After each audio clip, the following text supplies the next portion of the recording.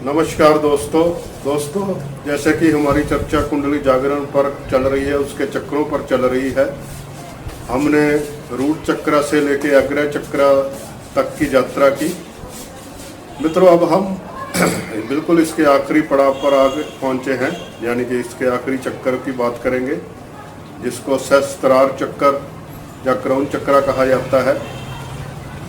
मित्रों, यहाँ पर जो कुंडली जागरण का शिखर होता है, उच्च शिखर कहा जाता है।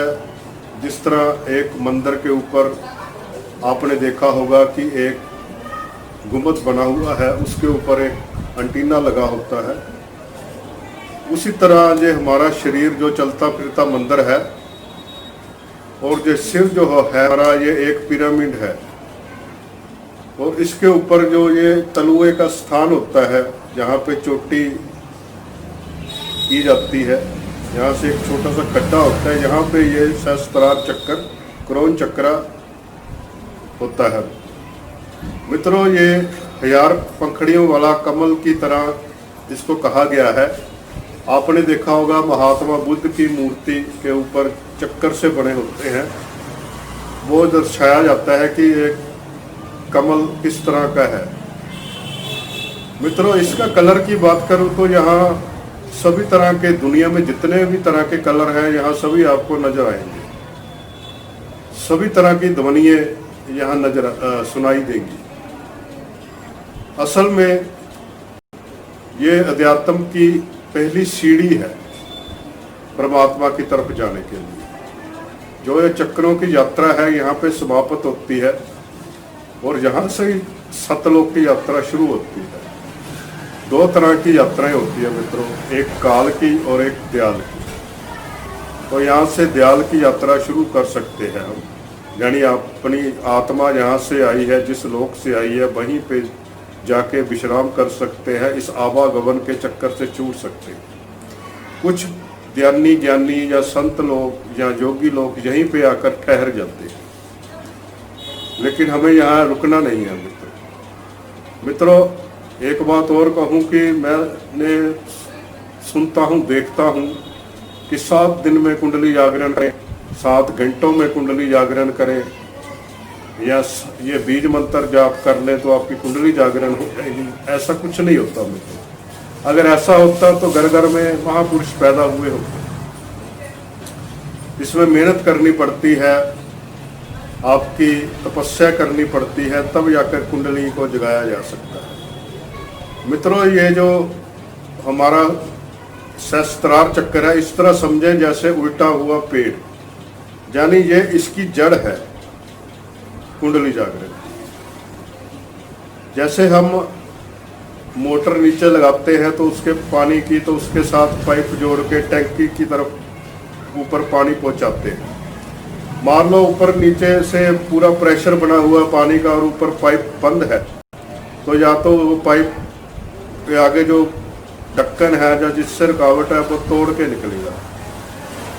इसी तरह कुंडली जागरण करने से पहले हमें अपनी नाड़ियों को शुद्ध करना पड़ता है। नहीं तो शुद्ध किए बिना ही अगर इस यात्रा को शुरू करते हैं या कुंडली जागरण की जबरदस्ती हम कोशिश करते हैं, तो इससे पैरालाइज या दिमाग की कोई ना कोई परेशानी या पागलों जैसी स्थिति भी हो सकती है मित्रों। इसलिए किसी गुरु की देखरेख में ही ये कुंडली जागरण करना चाहिए। तो ये चक्कर है, ये 1000 पंखड़ियों वाला, यहाँ 1000 सूरजों का प्रकाश है।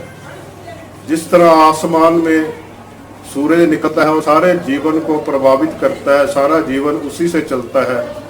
उसी तरह ये हमारा जो चक्कर है हमें शक्ति देता है, ऊर्जा देता है।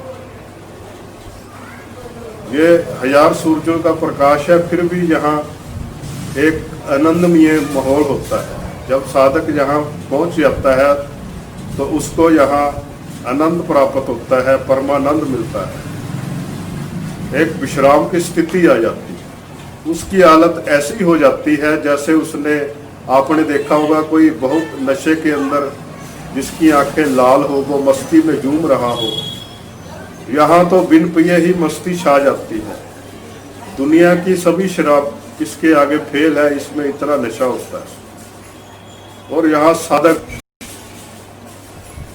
मगन रहता है, मस्त रहता है।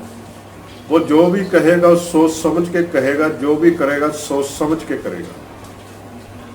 उसकी इच्छाएं सीमित हो जाती है, उसमें बांटने की प्रवृत्ति आ जाती है, यानी उसमें कोरापन, कंजूसी बिल्कुल नहीं रहेगी। दयालुता, करुणा उसके अंदर आ जाएगी, संवेदनशीलता उसके अंदर बढ़ जाएगी, प्रेम भाव उसके अंदर बढ़ जाएगा। ये निशानियां होती हैं अध्यात्म की यात्रा पर निकले हुए साधु। मैंने ऐसे साधक भी देखे हैं जिन्होंने किसी गुरु से नाम जब दान लिया, नाम दान लिया, और 18 सी उम्र में वो लगे हुए हैं, अभी 50 साल हो गए उनको, लेकिन उनमें कोई रूपांतरण नहीं आया। वैसा ही क्रोध, वैसे ही कंजूसपन, वैसे ही सब कुछ उनकी दिनचर्या में चल रहा है। मित्रों, वो कोई फायदा नहीं है। उनको अपने अंदर जाकी मारनी चाहिए कि हमारे रूपांतर क्यों नहीं आ रहा। जबकि कोई भी साधना हम करते हैं, गुरु से लेकर नाम जपते हैं, तो हमें भीतर से रूपांतर होना जरूरी है। वो धारा जिसको राधा कहा जाता है, वो जब भक्ति की हमारे अंदर फूटती है तो रूपांतर अपने आप होना शुरू हो जाता है। जो कृष्ण से मिलन हमारा होता है भक्ति की धारा के द्वारा, उस धारा को ही राधा कहा गया। बिना समझे कि राधा कौन है, आज वो हाल हो रहा है कि कथावाचक बड़े बड़े स्टेज सजाते हैं और नाच गाना शुरू कर देते हैं भजनों के नाम पे, भक्ति के नाम पे। उनको यही नहीं पता कि धारा या राधा है क्या। धारा को उल्टा करो तो राधा बन जाएगा, और राधा क्या है? हमारी आत्मा, और कृष्ण वो परमात्मा जिससे हमें मिलना है। तो मित्रों, ये जो चक्कर है, अगर हमारा इनबैलेंस हो जाए तो हेडिक, हमारे सिर में दर्द होना, माइग्रेन की समस्या होना, या मिर्गी जैसे रोग हो जाना, नींद का ना आना, ऐसी समस्याएं इससे हो जाती हैं। तो ऐसे लोगों को ज़्यादा से ज़्यादा अपने बड़े बुजुर्गों का आशीर्वाद लेना चाहिए, क्योंकि जो चक्कर है, हमारा आशीर्वाद यहीं पे हमें मिलता है बुजुर्गों का। तो जो ऊर्जा होती है वो यहाँ पे प्रवाहित होती है। जैसे रेकी के द्वारा हीलिंग करते हैं चक्रों की, तो यहाँ पे रेकी देते हैं, तो इस चक्कर को ही बैलेंस करते हैं। इसीलिए हम लोग संतों के, बड़े बुजुर्गों के पांव हाथ लगा के उनसे आशीर्वाद लेने की हमारी सनातन प्रथा थी, ताकि हमारा ये चक्कर सही रहे, बैलेंस रहे। तो आज वो सब कुछ होता जा रहा है। धीरे धीरे ये साइंस जो समझ में आएगी तो फिर ऐसे वही प्रथा पे आएंगे लोग, मुझे ऐसा विश्वास है। मित्रों, यहाँ तक कि विज्ञान ने अभी जो हमारा मस्तिष्क है, इसके बारे में भी अभी पूरी नॉलेज प्राप्त नहीं की है। तो हमारे सूक्ष्म शरीर तक तो अभी पहुँचना तो बहुत दूर की बात है। हमारा मस्तिष्क में भी अभी विज्ञान को सिर्फ 10-15% से ज़्यादा नहीं पता। इस चक्कर में पहुंचा हुआ साधक अपने सूक्ष्म शरीर के द्वारा कहीं भी आ जा सकता है। वो दूर से आती हुई आवाजों को सुन सकता है।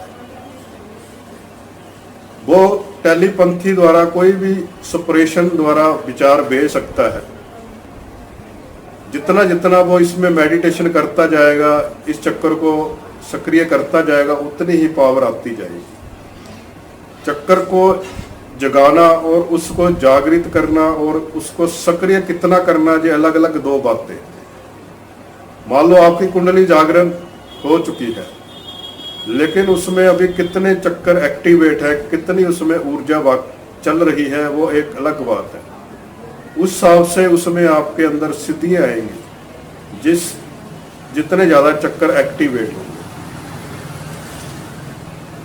तो मित्रों, मैंने ऐसे भी देखे हैं जिन साधकों की, संतों की कुंडली जागरण होती है, वैसे तो वो कुछ कहते नहीं किसी को, अपनी मस्ती में मगन रहते हैं, लेकिन अगर उनको ज्यादा तंग किया जाए कोई किसी व्यक्ति के द्वारा, तो वो उनके दिल से जो बददुआ निकलती है वो सब कुछ बर्बाद कर देती है। तो इसीलिए कहा जाता है किसी फकीर की, किसी बदनसीब की बददुआ नहीं लेनी चाहिए। तो मित्र, ये कुछ बातें हैं जो मैंने क्राउन चक्र पर कही या सहस्त्रार चक्र पर कही, क्योंकि जो मैं कहूँगा वो अधूरा ही रहेगा जब तक आप खुद अनुभव नहीं करते, मेडिटेशन में बैठकर ध्यान नहीं करते। क्योंकि अगर मैं कहूँगा कि यहाँ ये कुछ होता है, वो कुछ होता है, तो आप इमेजिन करना शुरू कर दोगे, तो उसमें फिर वो खतरे हैं, फिर वो असलियत से भटक जाओगे, फिर वो मेरी कही बातें आप इमेजिन करोगे, वही वही आपको नजर आना शुरू हो जाएगा। तो कोई मेडिटेशन है या ध्यान है, उसमें इमेजिनेशन कुछ भी नहीं करना। अपनी आने वाली वीडियो के अंदर मैं आपको बताऊंगा कि किस तरह मेडिटेशन करना है, कैसे करना है, कौन सी विधियां हैं जिसके द्वारा हम अंतर यात्रा शुरू कर सकते हैं। और आने वाले वीडियो के अंदर हम धीरे धीरे सारे रहस्य खुल कर बात करेंगे। मित्रों, अगर वीडियो मेरी अच्छी लगे तो इसे लाइक जरूर कर दें, अगर नहीं लगे तो कोई बात नहीं, सब्सक्राइब कर दें और शेयर जरूर कर दें, ताकि सभी को अच्छी नॉलेज मिले, जानकारी मिले, जो मेरे अनुभव है वो सब तक पहुंचे। और आज इतना ही मित्रों, जय माता।